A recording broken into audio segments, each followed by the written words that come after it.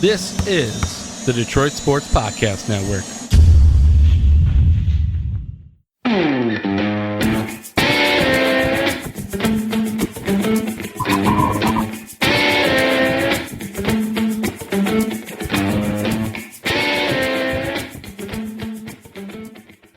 What up, degenerates? I am the Doc, John Macaroon. Thank you so much for downloading this week's edition of Wanna Bet.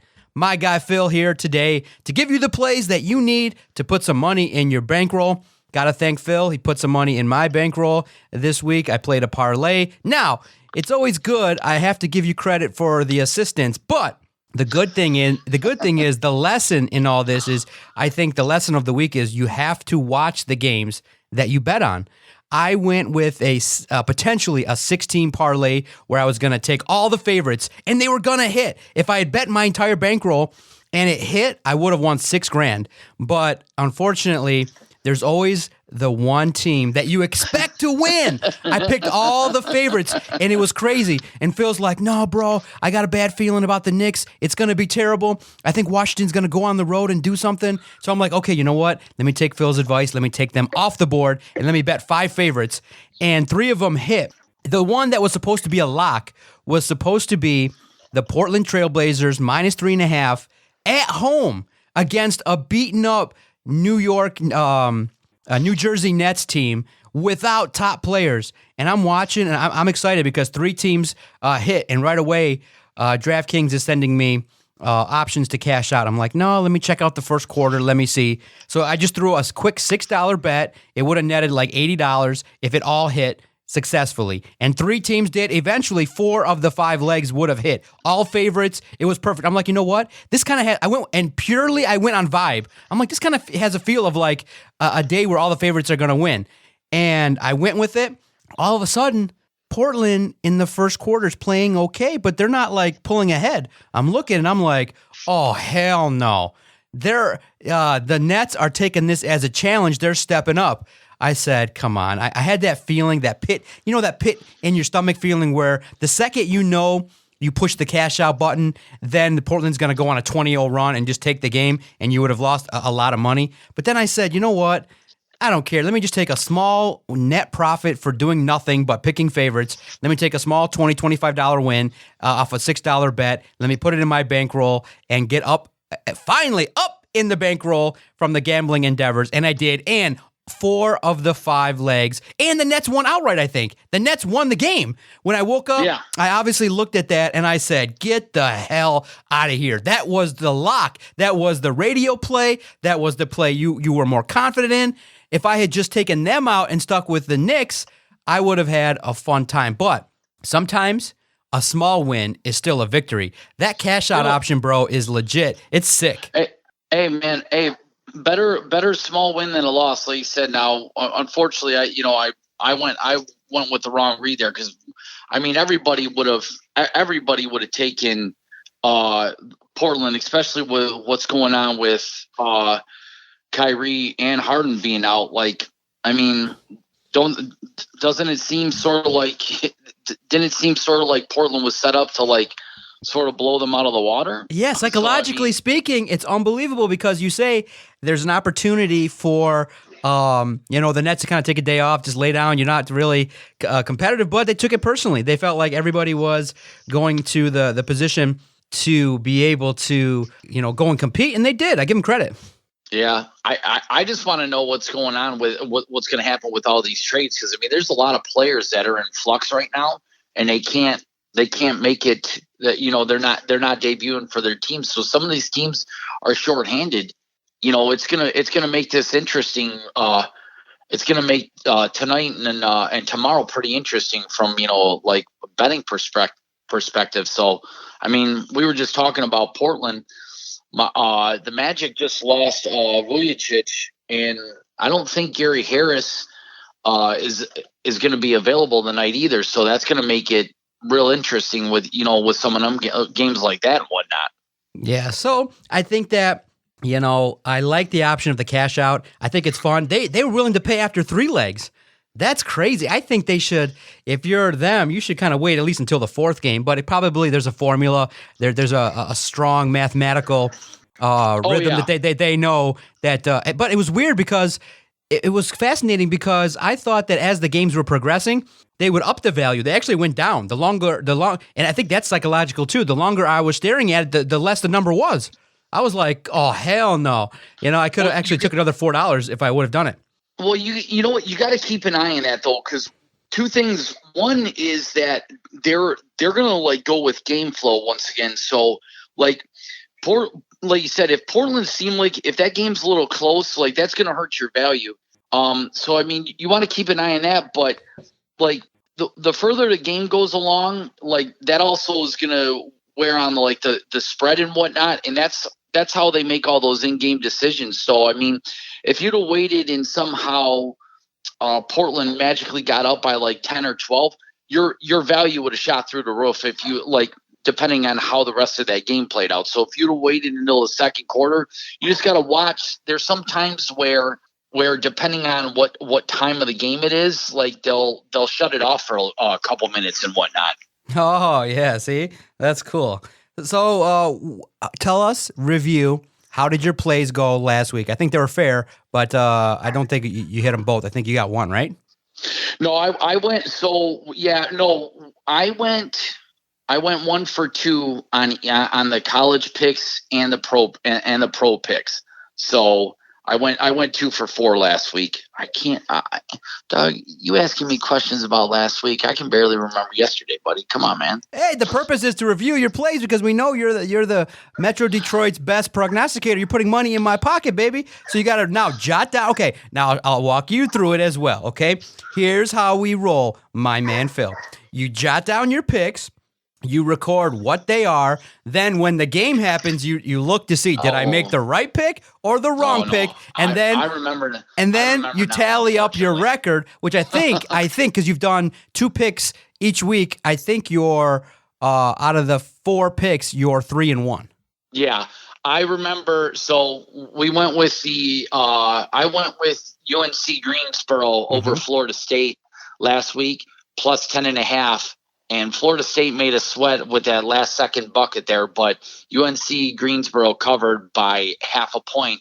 And then this one I'm embarrassed about. I took Georgetown straight up on the money line over Colorado, and Colorado crushed them. They beat them by 23. So, but then I went to the NBA, and I believe it was. I got to double check them. I want to see it was Friday. Yeah, it was the Pacers and the Heat. And then the Kings and the Celtics. I was taking the Kings with the points, and they won outright. And then the Pacers and the Heat were only laying like 2.5, and the Pacers blew them out of the water. So they said out of those, I went 2 for 4, which isn't terrible, but it's also not great. So I gotta keep an eye on what on making some better selections going forward.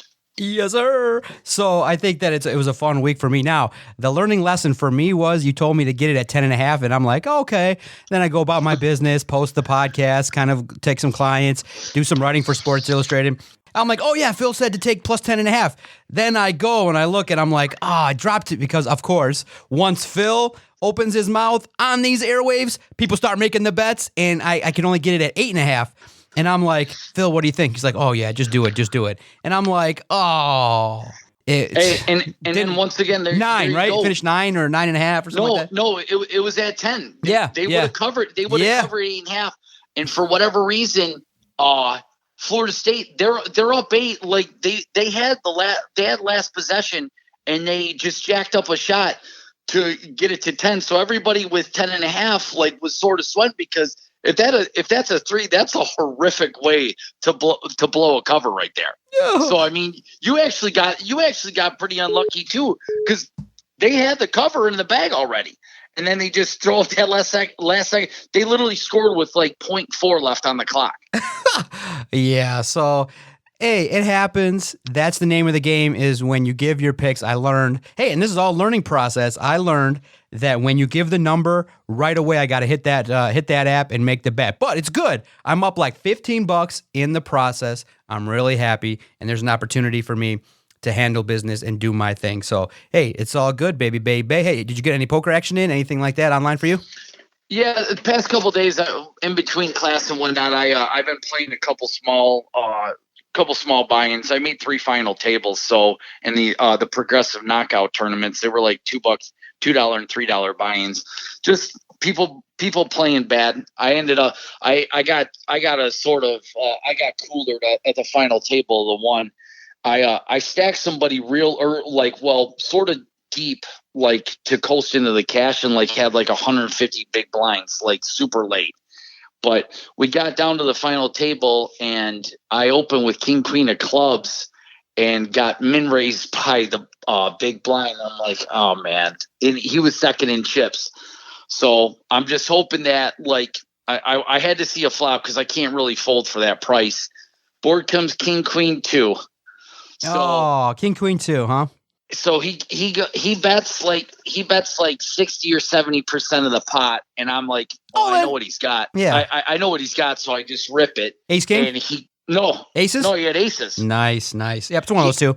Yep, and then the 2 right on the turn. Bink. Oh. Yep, I got the real bad end of the action.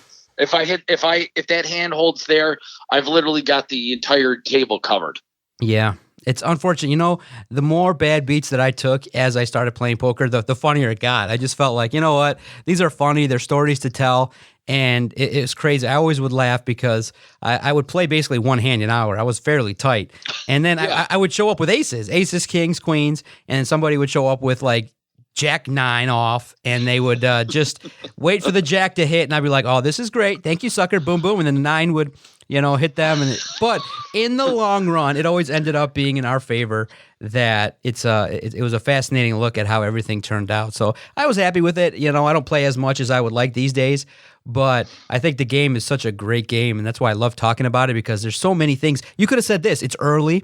You could challenge, the thinking is that early position, king, queen, you said it was suited, so that helps your cause. But early position, I would say, with knowing that the chip leader or the table leader or someone second in chips was there with you, you probably should have thrown king, queen away, because the only chance that you're going to have somebody play with you is if it's going to be a bigger hand. So you could have either not played king, queen, or you could have, when he min-raised you, just believe he had ace-king and move on. I mean, I would have given him ace-king right then and there. I'm like, screw it, because you're out of position, right? You're out of position.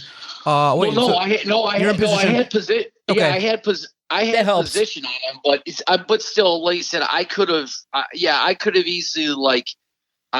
easily just like let it go there and like picked a better spot. But I mean, with the price, once again, if I hit a decent board, now granted, like his flop, he was, especially the way he was playing, he wasn't necessarily going to fold it to any bets anyways, I don't believe. So like I could have at least navigated, like I was hoping to see if I could like connect on the flop, and I hit the flop about as best as I could, and especially against his range.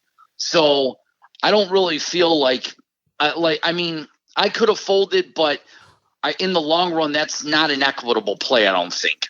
Yeah. So, like I said, I think tight is right. You know what I mean? I think that you got to have the opportunity to consider it, and I think that's the part of your game that I think you could boost to take the opportunity to take your game from where it is, where you can make final tables, to the next level. Is I think that you're aggressive enough to make final tables, you make the right reads, and then when the final table comes, when it's winning time, I think your game lacks the ability to close it out. I think that you always have one mistake or one hand where you go, yeah, yep. I took king queen against aces and I got unlucky. Well, really, once the hand plays out, I think the universe typically says, in my uneducated Spartan math, that typically aces versus king queen pre-flop tends to have the odds in the favor of the aces. You're absolutely percentage-wise right. Beforehand, and then usually in the math theory of Hold'em, which I definitely love to learn about, that when you play hand versus hand against an opponent one-on-one, typically the hand that starts off beforehand with those 2 cards typically will end up being the higher hand after the 5 cards on the flop. So Not always. You're right, typically, but that's not always the case. And hey, you're right. You're right. It is what it is. But there's a now. Once again, I made a bad play from an ICM perspective. So that's where I can fault myself for that play, is because I don't really need to. What am I doing by jamming there? Am I saying that I've got a set or a straight draw? Like, it's either I've got a nutted hand or nothing. Yeah, if you jam, a good player will give you the king queen, maybe queens, if they're really advanced or things like that, or the third card, pairing up or two pair. You would, if you go all in, you blow me out of the water. But most people, second in chips, that plays a part in it. He's got you covered, so he's going to risk it. So you're basically playing all five. Yeah. So it happens. But how'd you do on the money end? It was like I think I bought him for $3, so I made like $30 or $40 with all the knockouts and whatnot. Right. So all right, there you go. Not too bad. Transitioning here to the thing that everybody's in. Look, bro, nobody's doing the brackets. Nobody even cares. They're all about the gambling, baby. They're all about what's going on in March Madness, what's going on with Michigan, what's going on with all these upsets. Oral Roberts. Yes. Oral Roberts plus 11. I don't like. Why won't they're still not going to get any credit? Like, I don't know where. Like, once again, I'm not like in depth enough yet to get where these lines are coming up from. Arkansas, Arkansas's record's pretty good. Once again, they looked a little shaky in the SEC tournament, but 11 is a lot for a Sweet 16 game. I mean, there's some pretty big disparities in matchups, just because of like all the seeding and whatnot. But plus 11 is a lot, man. I mean, I think that would be one of the better ones. And then we were talking about this on Thursday with Baylor and Villanova. Baylor's looked super duper great against a lot of the mediocre teams. And then like when they played OK State and West Virginia, like those games were a lot closer than probably everyone thought they should be. And Baylor was spotting them a lot. Baylor's given Villanova 7.5 here. I don't see why you can't take Villanova like with 7.5, especially like at this stage of the tournament. So, okay, so right now, you and I are thinking the same thing. We love Oral Roberts to cover the spread there, and maybe Oral Roberts plus 11? Yeah, for sure. And then Villanova, if you can get in at plus 7.5, those are two plays that you think against Baylor you need to make. Yeah. Those would be the plays that that I would make this weekend. Now on Sunday's slate, man, I don't know about all those games are, except for Gonzaga and Creighton, those lines are all pretty close. So, and once again, we were talking about the SEC and the Pac-10. The SEC once again didn't look that strong down the stretch. UCLA is getting 6.5 from Bama, so that might be something that people want to take a look at. But the game that really interests me on Sunday is Oregon and USC. And USC is only spotting them too. They only played one time this year, but USC blew them out of the water. So I mean, I believe they beat them by 14. So two seems like a pretty good cover there, where like USC could win by 2 or 3 points and 3 points or more. So we have to clearly establish Phil loves Oral Roberts to cover the spread at plus 11. I think it's a good play. I think it's a very, very, very fair play to make. I mean, they're one of those teams that everybody likes. What do you make of the tournament so far? People are kind of debating, are the upsets too much? Is it something that is ruining the integrity of the seeding? And because of the fact that you're not going to really have too many blue bloods, I know Michigan's the only team representing the Big Ten. I think the upsets are fun. I mean, I'm of the opinion that, relatively speaking, when you have the teams relatively close in competition, you get good games like you saw Michigan, LSU. You're getting some quality matchups with the teams that you expect to win moving forward. Gonzaga's still in it. You still got Villanova. You still got Arkansas. I think a lot of people are sleeping on Alabama. I think that's a unbelievable team. UCLA with their two shooting guards can play very well. I've enjoyed the tournament. Is it top-notch A+ like we're used to? No, because you're missing some of the blue bloods. But it's still a tournament full of young kids that are getting after it. You know what? I just take a look at what's gone on this whole past year. I mean, look what happened at Duke.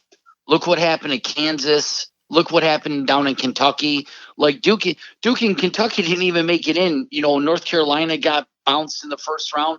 Like, it's just been that this whole last year and a half now has just basically been just that. This tournament is just an oddity in itself.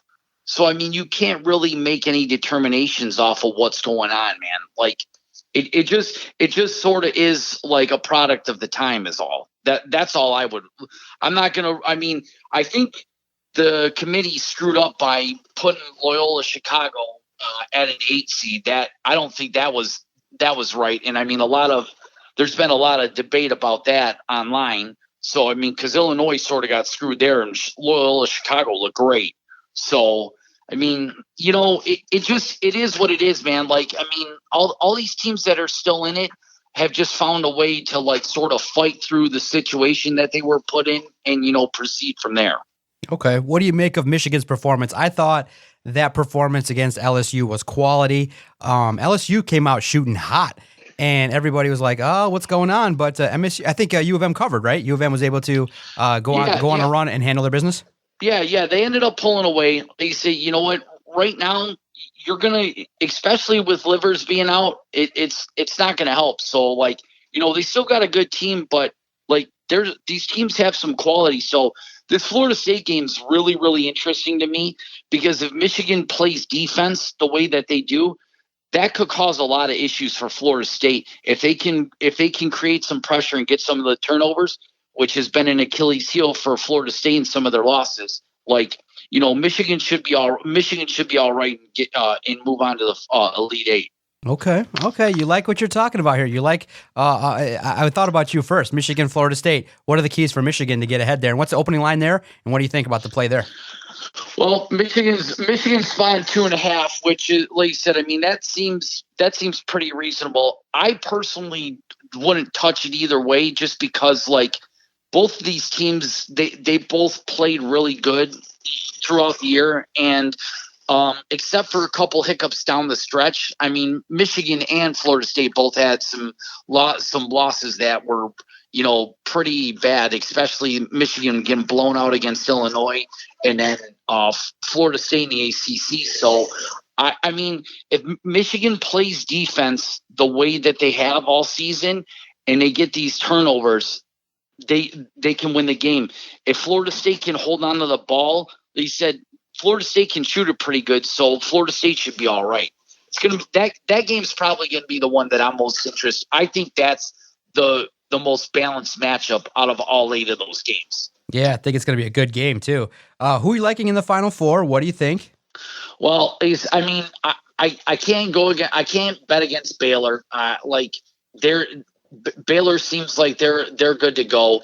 I don't know, man. The Midwest looks really tough. Like Houston, you would think should be a lock, but there's been some spots where they haven't played up to snuff. So, I mean, you could get a surprise like Loyola Chicago coming out of there, which would be crazy, but it's absolutely possible. And then, like you said, Gonzaga out west, and then Michigan. I mean, I can't see these number 1 seeds, especially with the way that this year's gone. I can't see having not at least 2 1 seeds in the Final Four. Ooh, nice. I think that there's an opportunity for Michigan here to really move forward from a major injury. I think there's an opportunity for them to really play well and have an opportunity, because Juwan Howard, you would think that, in his second year that he wouldn't be this far along in advance, but Phil Martelli, give him credit for having that experience on the bench to help the Michigan Wolverines move forward. And in any tournament, you got to have unsung heroes, and Michigan's got them. I mean, you see the point production you got there from players that were unheralded, and then Franz Wagner comes through late. As long as they hit threes, bro, they can shoot. And I love players like Hunter Dickinson. I just want a player like that every year on my team. A big guy that you can set the table with at center and that you can wreak havoc inside. And that just all that can do is help the outside and the 3-point shots. It looks flawless and effortless how easy Michigan can stay in a game by shooting the three.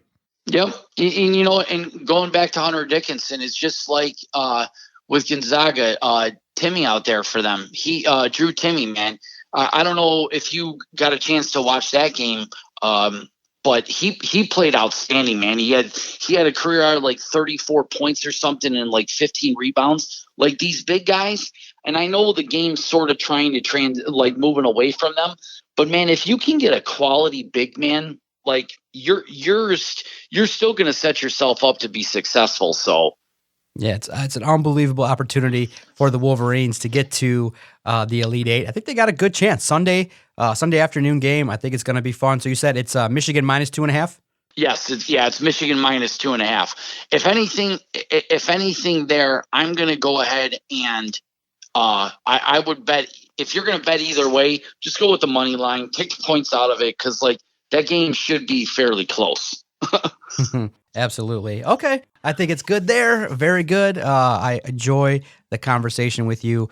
Look, man, Pistons and the Red Wings continue to really struggle, and you can put some money in your pocket by really betting against them. Baseball's coming up, so there's a lot of good opportunities here to make some money and to handle your business, and really just pay attention to these lines, pay attention to the movement, and really when opportunities come, just really I think it's very fair to say that if you're betting a lot, take some time off. Don't bet, during the week, especially in March Madness. I think it's fair too because I don't bet every day. I think I'm betting twice a week and smaller amounts, mix in some fun parlays. And I think really it's key. Bankroll management. Don't chase. Just bet responsibly. Try to hit a parlay every now and then try to recoup your losses. But I think betting is fun. It adds a fun layer to the tournament. It adds more fun to sports just to kind of have a little bit on it. I think that people betting $100 a game is way too much. Just try to keep it in that $6 to $15 range. Keep it reasonable. Double your money here and there, and that keeps you in the action, in my opinion. Yeah, Lee, you know what? It does. Hell, my wife was even doing it for a little bit there. Really? Really? She took advantage of the DraftKings boost. Got some of the free bets. She got a little bit of the free money from the blackjack from the $100 on the blackjack. So she made a couple bets here, and she was even starting to get into it. But you know what? She's a little more even-headed than level-headed than I am. So she lost a little bit, and it wasn't too much, but she just pulled the money out and set and closed it out. You want to, like you were talking, it makes it interesting. She was actually starting to watch the games, get into it a little bit, but after a couple, sometimes a little bit of it, that sour taste in your mouth, you want to get out of there too. You want to get out with the profit. Yeah, exactly. How'd you do? How'd you done so far? She was good. She ended up cashing out like $200. She only put like 50. She only put like 50 in, but she got out of her for 200. So I mean, better than nothing. Absolutely, that's the whole point. Yeah, new players. And I think that's what they're trying to do. Is they're trying. They know they have the casual. They just now need the opportunity to get new players. Now, before we get out of here, one last note, which I think is bad business. One of the sports book, I think it's Barstool, only lets you stay in the book right now for 90 minutes before you got to buy a table. That's not really good. I saw a tweet online where they try to hit people up, and it's not the best business practice to charge people because it's COVID. I get it. They're trying to recoup money and things like that. But I think the experience should be just free, and you'll earn repeat business. Because if you do that, I'm not going. I'm not gonna. I want to sit and watch the game. I don't want to worry about time, and I don't want to be forced to buy a table. I think it's bad business, right? Oh, I would. I mean, once again, I would think so. But you know what? They're like. I mean, I've seen that guy everywhere. I don't know what's his name, Dave or something. Dave Portnoy. Yep, Dave Portnoy. He's everywhere. Yeah. Okay. Yeah, like he said, I've seen him. I've seen the stupid pizza thing and whatnot, but. You know what? Here's the thing: people are trying to take advantage of the situation because there's going to be people who will pay. They'll pay to sit there, but me, I'll find somewhere else to go, man.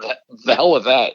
Yeah, it's just not the right thing to do in regards to forcing people to pay for a table.